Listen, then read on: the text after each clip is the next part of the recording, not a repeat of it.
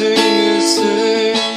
Xoşbəxtlik sənin olsun, olsa gözlərin, o da sevincdən dolsun. Sənə arzu sözlərim, xoşbəxtlik sənin olsun. Bilirəm çətindir unutmaq hər şeyi, amma bir günlük olsa da sən unut. Xoşbəxt ol, hatırlama bu günlük heç nəyi. Çəkilsin başının üstündən qara bulut. Sən gör ki düşməninin bağrı çartdasın. Sən gör ki gülüşünlə aləmə sevinç gətir. Sən gör ki sevincdən mələklər də ağlasın. Bir günlük qəlbində kədər